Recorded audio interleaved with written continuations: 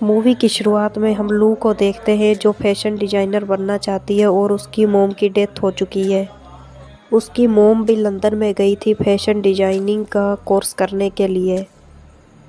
अब उसकी परवरिश उसकी नानी कर रही है और उसके घर पे एक लेटर आया है और उसे स्कॉलरशिप मिल चुकी है। लू अब काफ़ी खुश होती है और उसकी नानी बोलती है, बेटा मुझे उम्मीद थी, लेकिन तुम अपनी माँ की तरह मत करना। लू कहती है, नानी मैं यह सब अपनी मॉम के लिए ही कर रही हूँ, लेकिन आप भरोसा रखो मैं उनकी तरह बिल्कुल नहीं बनूँगी। फिर अगले दिन वो पैकिंग करके वहाँ से जाने लगती है और उसकी नानी बोलती है, बेटा मुझे कॉल करना और जो भी तुम्हारे आसपास दिखाई दे मुझे इन्फॉर्मेशन ज़रूर देना। अगले सीन में हम देखते हैं कि लू अपने कॉलेज में पहुँच चुकी है और वहाँ पर जैक्सन खड़ा होता है और वो बोलता है, मैं तुम्हारी हेल्प कर दूँ। लू कहती है उसकी कोई ज़रूरत नहीं है। जैक्सन लू के मुंह की तरफ देखता रह जाता है। फिर सीन चेंज होता है, हम लू की रूममेट को देखते हैं जिसका नाम रूबी है। वो लू से पूछती है कि तुम लू हो? वो कहती है हाँ। वो कहती है देखने से ही पता चल रहा है। फिर वो पूछती है कि तुमने ये ड्रेस अपने हाथों से बनाया? लू बोलती है हाँ, ये ड्रेस मैंने खुद बनाया है। फिर वो कुछ लड़कियों से उसे मिलवाने के लिए लेकर जाती है। रूबी सभी को बताती है कि इसने ये ड्रेस अपने हाथों से बनाया है। फिर सभी लड़कियां उससे पूछती हैं, हाय तुम्हारा मॉम डैड ठीक है? वो कहती है दरअसल मेरे मॉम की डेथ हो गई है, उन्होंने सुसाइड कर लिया था। फिर सभी लड़कियां उसे दिलासा देती हैं। यह सब देखकर रूबी काफ़ी चिढ़ती है। फिर सीन चेंज होता है, वो सब लोग पार्टी करने जाते हैं और जैक्सन लू को ड्रिंक ऑफर करता है और वो बोलती है कि मैंने पहले ही ले ली है। तभी हम देखते हैं कि रूबी काफ़ी रौब दिखा रही होती है और लू वॉशरूम में बैठी होती है और तभी वहाँ पर रूबी भी आ जाती है और वो बोलती है कि तुमने देखा उस लड़की को, उसने कितने आवारा टाइप की ड्रेस पहनी हुई थी। यह असलियत देखकर लू काफ़ी डर जाती है और वो वहाँ से बाहर जाने लगती है। तभी उसकी नज़र एक बूढ़े आदमी पर पड़ती है जो उसकी तरफ बहुत बुरे तरीके से देख रहा होता है। फिर हम देखते हैं कि लू के घर पर पार्टी चल रही होती है और उसे कुछ भी नहीं पता होता। लू अपने कमरे से बाहर आकर एक चेयर पर बैठ जाती है। तभी वहाँ पर जॉनसन आता है और वो उसकी ड्रिंक उठा लेता है। वो लू से बोलता है, हेलो मैं जैक्सन हूँ। और लू बोलती है, मैं लू हूँ। फिर लू उसी चेयर पर सो जाती है। नेक्स्ट डे जब लू उठकर देखती है वो कॉलेज से लेट हो गई होती है। वो दौड़ते हुए कॉलेज की तरफ जाती है। क्लास लगी होती है और जैक्सन उससे सीट ऑफर करता है। लू जाकर उस सीट पर बैठ जाती है। फिर क्लास ख़त्म होने के बाद लू क्लास से बाहर आती है और वो अपनी नानी को कॉल करती है और बोलती है यहाँ पर बिल्कुल सही है। वो अपनी नानी को झूठ बोलती है क्योंकि वहाँ पर कुछ भी ठीक नहीं होता। तभी लू की नज़र एक पर्चे पे पड़ती है जिस पर लिखा होता है कि रेंट पे रूम चाहिए तो हमारे से संपर्क करें। वो उसे कॉल करती है और रूम देखने के लिए उसके घर पर चली जाती है। वो जाकर बोलती है कि मैंने रूम के लिए आपको कॉल किया था। सामने एली होती है। वो कहती है ठीक है तुम अंदर आ जाओ। फिर वो उसे उस घर में रहने की शर्तें बताती है कि लेट नाइट घर पर नहीं आना और 8 बजे के बाद लड़के यहाँ नहीं आ सकते और ड्रिंक और सिगरेट पीने वाले तो यहाँ पर रह ही नहीं सकते। लू बोलती है तुम टेंशन मत लो, मैं कोई भी नशा नहीं करती हूँ। तभी एली बोलती है एक शर्त मेरी और है कि तुम्हें रेंट पहले देना होगा क्योंकि काफ़ी सारे लोग ऐसे होते हैं जो बिना बताए ही चले जाते हैं और रेंट भी नहीं देकर जाते। लू बोलती है ठीक है मैं किराया तुम्हें पहले दे दूँगी। तभी अगले दिन लू वहाँ पर शिफ्ट हो जाती है। हम देखते हैं कि लू रात को सो रही होती है और उसे पुराने गाने सुनने बहुत पसंद होते हैं और वो पुराने गाने सुन रही होती है। एली को सपना आता है। वो सपने में अपने रूम से बाहर निकलती है और सामने एक कैफ़े दिखाई देता है और वो कैफ़े के अंदर जाती है। तभी कैफ़े वाला अंदर उसकी जैकेट उतरवाता है और वो खुद को शीशे में देखती है और वो कुछ और ही दिखाई दे रही होती है। दरअसल वो सपना देख रही होती है और वो बार डांसिंग में सिंगिंग का काम करना चाहती है। तभी उसके पास कैफ़े का एक आदमी आता है और वो उससे पूछता है कि तुम क्या करना चाहती हो? वो बोलती है कि मुझे सिंगिंग कंपटीशन करना है और मुझे ओनर से मिलना है। तभी सामने जैक खड़ा होता है। वो उसकी तरफ देख रहा होता है और वो उससे जाकर कहती है कि मुझे ओनर से मिलना है। फिर वो लू से पूछता है कि तुम्हें क्या करना है। वो बोलती है कि मुझे सिंगिंग कंपटीशन करना है। फिर वो उसे बोलता है कि तुम्हें जैक्सन से मिलना चाहिए। फिर वो जैक्सन के पास जाती है और उसे बोलती है कि मुझे इस बार में सिंगिंग के काम करने की जॉब चाहिए। तभी बार में वो आदमी आता है जो लू को शुरू में मिला होता है। दरअसल इस लड़की का नाम लू नहीं होता, इस लड़की का नाम एंडी है। तभी हम देखते हैं कि अब एंडी और जैक की काफ़ी बनने लग जाती है। फिर जॉनसन उसे बोलता है कि यहाँ पर काफ़ी लड़कियाँ आती हैं, लेकिन लंदन में आकर वो अपने फ्यूचर को भूल जाती हैं। एंडी बोलती है तुम फिक्र मत करो, मैं उन लड़कियों में से नहीं हूँ, मैं अपना फ्यूचर याद रखूँगी। फिर जॉनसन बोलता है क्या हम दोबारा मिल सकते हैं। वो बोलती है यही मेरा एड्रेस है। तभी एंडी वहाँ आकर सो जाती है और लू उसे सोते हुए देखती है और एकदम से उठ जाती है। तभी अलार्म बोल जाता है और लू उठकर बाहर आ जाती है। अगले दिन हम देखते हैं कि लू एक ड्रेस का मॉडल तैयार कर रही होती है और वो उसी ड्रेस को बनाती है जो उसने नाइट में अपने सपने में पहनी होती है। तभी जैक्सन बोलता है कि ये पोर्ट्रेट मूड है। तभी वहाँ पर रूबी आ जाती है और वो बोलती है कि लगता है तुमने रात को काफ़ी फ़न किया। उसके गर्दन पर एक निशान बना होता है। फिर लू मिरर में जाकर देखती है और वो देखकर काफ़ी खुश होती है। तभी उसे जैक्सन मिलता है और वो पूछता है कि तुम आज रात को क्या कर रही हो। तभी लू को याद आता है कि आज रात को तो मैं फिर से नाइट मिरर में जाना चाहती हूँ। फिर वो उसे उसकी ड्रिंक वापस कर देता है। फिर हम देखते हैं कि एंडी के रूम में लू फिर से चली जाती है। तभी हम देखते हैं कि जैक्सन एंडी के घर के सामने आता है और वो उसे सॉरी बोलता है कि आज मैं काफ़ी लेट हो गया हूँ। एंडी बोलती है कि तुम्हें इसकी सज़ा मिलेगी। फिर वो उसे कार में बिठाकर एक कैफ़े में ले जाता है। उस कैफ़े में कोई भी नहीं होता और एंडी बोलती है कि हम लोग यहाँ क्या करेंगे। फिर वो उसे अंदर ले जाकर उसका ऑडिशन करवाता है और वो अच्छे से पास हो जाती है। वो बहुत खुश होती है। तभी जॉनसन बोलता है कि तुमने बहुत अच्छा गाया और तुम सिलेक्टेड हो। फिर वो एंडी से पूछता है कि तुम्हें क्या क्या चाहिए। फिर वो उसे शॉपिंग करवाने ले जाता है और बहुत सारा सामान दिलवाता है। फिर वो एंडी को बोलता है अगर तुम मेरा साथ दोगी तो मैं तुम्हारा साथ दूंगा। अगले दिन फिर से अलार्म बोलता है। हम देखते हैं कि लू ने एंडी की तरह हेयर कट करवा लिया है और फिर वो अपनी पिक अपनी नानी को भेजती है। उसकी नानी कहती है मैं समझ गई हूँ कि तुम वहाँ बहुत खुश हो। उसकी नानी कहती है मैं यही चाहती थी। तभी हम देखते हैं कि लू अपनी ड्रेस को अपनी टीचर को दिखाती है और उसकी टीचर काफ़ी खुश होती है। फिर सीन चेंज होता है। हम देखते हैं कि लू अपने लिए शॉपिंग करने गई है। वो मॉल में जाती है और उसे पुराने ज़माने के कपड़े काफ़ी पसंद आते हैं और वो काफ़ी सारे कपड़े ले आती है। वो शॉपिंग करके बाहर आती है और सामने उसकी नज़र उसी कैफ़े पे पड़ती है जिसमें उसने रात को ऑडिशन दिया होता है और वो ये देखकर चौंक जाती है। तभी वो इस कैफ़े के अंदर जाती है और जाकर पूछती है कि मुझे जॉब की ज़रूरत है, क्या मुझे मिल सकती है। तभी वहाँ पर एक लड़का उसे बताता है कि तुम्हें इस कैफ़े के ओनर से बात करनी होगी। ओनर बोलती है कि यहाँ ड्रिंक करना मना है। लू बोलती है मैं ड्रिंक नहीं करती। तभी उसे जॉब मिल जाती है। तभी फिर से उसे बुढ़ा आदमी मिलता है और वो बोलती है तुम मेरा पीछा क्यों कर रहे हो। वो बोलता है कि तुम्हारी शक्ल किसी से मिलती है। लू बोलती है कि तुम मेरा पीछा मत करो। वो फिर से रात को सोती है और एंडी के रूम में चली जाती है। वो देखती है कि एंडी काफ़ी सारे आदमियों के बीच बैठी होती है। जॉनसन भी वहाँ बैठकर मस्ती कर रहा होता है और उसे सामने एंडी नहीं दिखाई दे रही होती। वो अंदर जाकर देखती है, एंडी अंदर बैठी हुई होती है। तभी वो उससे बात करने के लिए हाथ आगे बढ़ाती है। तभी वहाँ पर जॉनसन आ जाता है और वो बोलता है कि तुम रेडी हो। एंडी बोलती है कि मैं यह सब नहीं करना चाहती हूँ। तभी जॉनसन उसका हाथ पकड़कर बाहर कुछ आदमियों के बीच में ले जाता है। तभी वो बोलते हैं कि हमें ये पसंद है और एंडी बोलती है कि मैं इन सब के साथ नहीं जाना चाहती। तभी जॉनसन बोलता है कि तुम्हें जाना होगा क्योंकि तुमने प्रॉमिस किया था कि अगर मैं तुम्हारा साथ दूंगा तो तुम मेरा दोगी। तभी एंडी काफ़ी डरी हुई अपने रूम का दरवाज़ा खोलती है और तभी वहाँ पर उस घर में एली भी आ जाती है और एली देखती है कि वो आदमी उसके पास आ गया है। तभी फिर से अलार्म बोलता है और लू उठती है और उसे पता चल जाता है कि वो एक सदमे में चली गई है। यह सदमा काफ़ी बुरा होता है। तभी हम देखते हैं कि लू फिर से एक ड्रेस को तैयार कर रही होती है और उसे काफ़ी गुस्सा भी आ रहा होता है।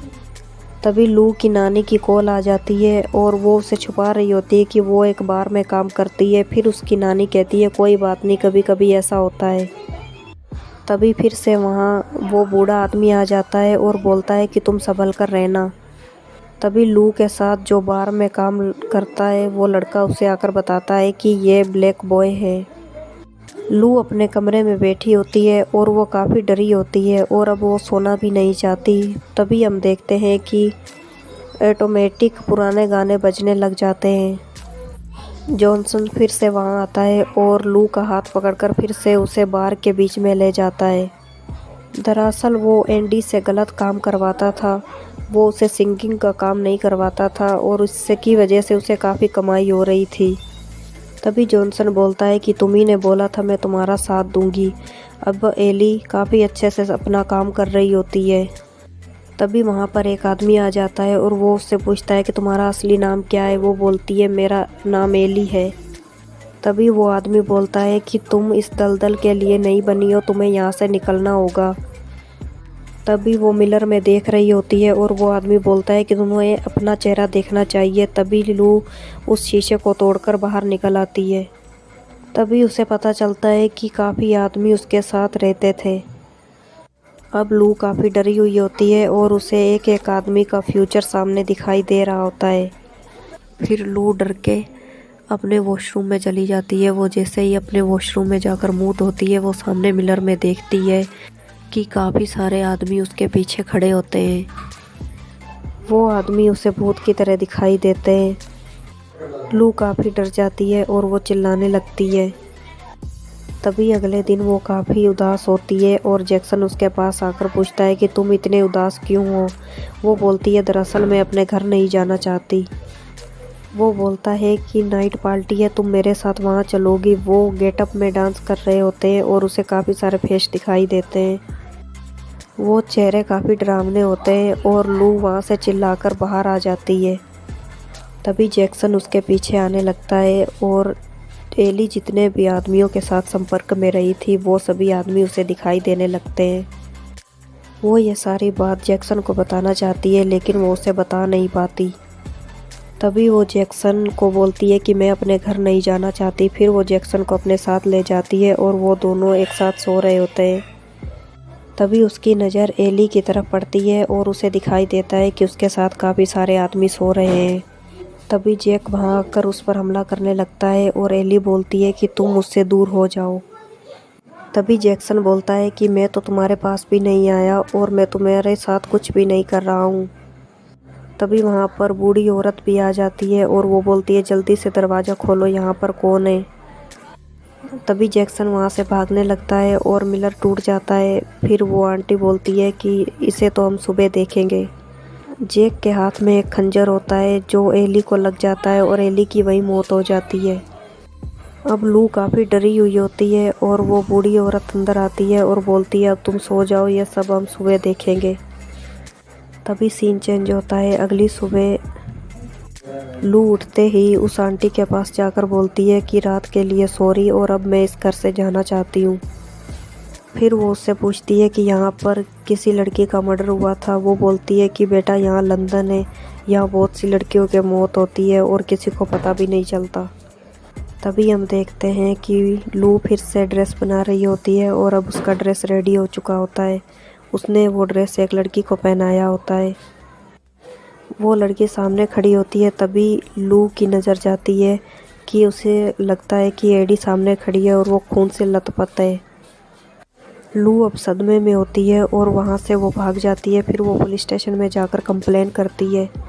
वहाँ वो उस बूढ़े आदमी के बारे में बताती है कि वो मेरे पे हमला कर रहा है और काफ़ी साल पहले यहाँ एक लड़की का मर्डर हुआ था और उसे इंसाफ नहीं मिला, इसलिए वो मुझे सपने में आती है।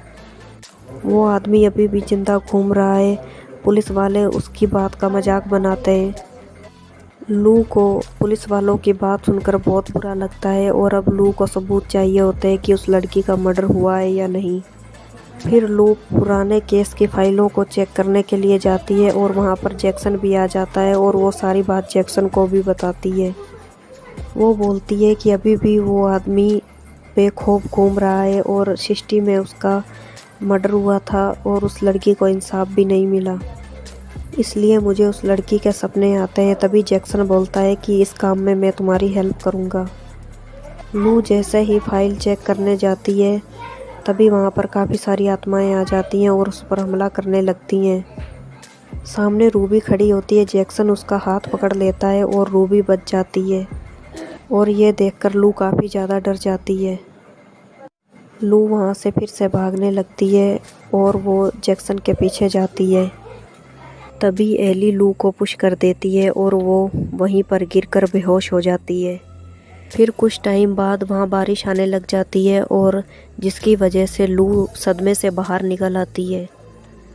फिर वो भागते हुए उस कैफ़े में जाती है जहाँ पर उसे वो बूढ़ा आदमी मिलता है और वो उस बूढ़े आदमी से पूछने लगती है एली के बारे में और वो रिकॉर्डिंग लगा देती है। वो बताता है कि एली बहुत ही अच्छी लड़की थी और उसके साथ जो भी कुछ हुआ वो बहुत ख़तरनाक था। फिर लू बोलती है कि मैंने तुम्हारी कंप्लेन की है और मुझे पता है कि तुम्ही ने एली को मारा है। वो आदमी बोलता है तुम जहाँ मर्जी कंप्लेन करो, मैंने उसे नहीं मारा। तभी वो उसकी गाड़ी के सामने आ जाता है और उसे काफ़ी चोट लग जाती है और उसकी हालत काफ़ी सीरियस होती है। तभी उसकी बारटेंडर ओनर आती है और वो बताती है कि ये पुलिस वाला है। लू बोलती है कि ये पुलिस वाला है। फिर वो अपनी नानी को कॉल करती है और उसे बोलती है कि नानी मैं पूरी तरह से पागल हो रही हूँ और मैं घर वापस आ रही हूँ। उसकी नानी बोलती है ठीक है मैं तुम्हें सुबह लेने आऊँगी। वो कहती है नहीं मैं अभी वापस आ रही हूँ। तभी वो देखती है कि रास्ते में जैक्सन आ रहा होता है और वो उसे बोलती है कि क्या तुम मुझे घर छोड़ सकते हो। वो बोलता है हाँ मेरे पास गाड़ी है, मैं तुम्हें छोड़ दूँगा। फिर वो जैक्सन से बोलती है कि अगर मैं 15 मिनट में नीचे नहीं आती हूँ तो तुम मुझे लेने के लिए ऊपर आ जाना। तभी वो अपनी मालकिन से बात करती है और उसकी मालकिन बोलती है यहाँ पर एक पुलिस वाली आई थी और वो किसी मर्डर के बारे में पूछ रही थी, तुमने ही कंप्लेन की थी। वो कहती है सॉरी मुझे ऐसा नहीं करना चाहिए था, मुझे अब घर जाना है। वो बोलती है तुम जिस एली की बात कर रही हो दरअसल उस एली की यहीं पर मौत हुई थी। दरअसल वो एली कोई और नहीं वो मैं ही थी। मेरा एक सपना था कि मैं यहाँ पर आकर सिंगर बनूँ। मैं सिंगर तो नहीं बनी लेकिन उन लोगों ने मेरा गलत यूज किया। उन लोगों ने मुझे वेश्या बना दिया। हर रात यहाँ पर कोई ना कोई नया आदमी आकर सोता और अब लू को सब कुछ पता चल चुका होता है। तभी वो बूढ़ी औरत बोलती है कि तुम अकेली आई हो। वो कहती है हाँ। जैक्सन अंदर आने लगता है और एली लू को बेहोश कर देती है और बोलती है कि तुम्हें सब कुछ पता है और अब तुम्हें मरना होगा। तभी वो जैक्सन को अंदर बुलाती है और उससे खंजर से हमला कर देती है। तभी लू काफ़ी डरी हुई होती है और उस पर हमला करती है और फिर वो ऊपर की ओर जाने लगती है और उसकी बुढ़िया ने पहले ही बताया होता है कि उसके कमरे में एक इमरजेंसी फ़ोन है। तभी पूरे घर में आग लगने लग जाती है। लू जैसे ही अपने कमरे में दौड़ते हुए पहुंचती है वो फ़ोन को उठाती है। लू जैसे ही कॉल करने लगती है उसे काफ़ी सारी आत्माएं आकर वहाँ जकड़ लेती हैं। तभी एक आत्मा उससे फ़ोन पकड़ाती है और बोलती है प्लीज़ हमारी हेल्प करो। फिर लू को समझ में आता है कि वो सब आदमी उसे डरा नहीं रहे थे बल्कि उस औरत ने उन सब आदमियों को मारकर उसी घर में दफना दिया होता है। इसलिए वो एली से काफ़ी डरते थे और वो लोग लू से हेल्प मांग रहे थे। फिर लू बोलती है कि अब मैं ये सब झमेला समझ चुकी हूँ और एली बोलती है कि अब मैं जीना नहीं चाहती। वो जैसे ही खुद को खंजर मारने लगती है जू आकर उसके हाथ से खंजर छीन लेती है और उसे गले से लगा लेती है। वो बोलती है कि तुमने कोई गलती नहीं की, तुम बेकसूर हो। तभी पूरे घर में आग लगने लग जाती है। फिर वो लू से बोलती है कि तुम्हें यहाँ से चले जाना चाहिए और फिर वो जैक्सन को भी उस घर से बाहर निकाल लेती है और एली की मौत हो जाती है। तभी हम देखते हैं कि वो फैशन डिज़ाइनर बन चुकी है। अब लू की बनाई ड्रेसों की काफ़ी डिमांड होती है और अब लू का ड्रीम भी पूरा हो चुका होता है। अब उसकी मॉम भी ये देखकर खुश है और उसकी नानी भी।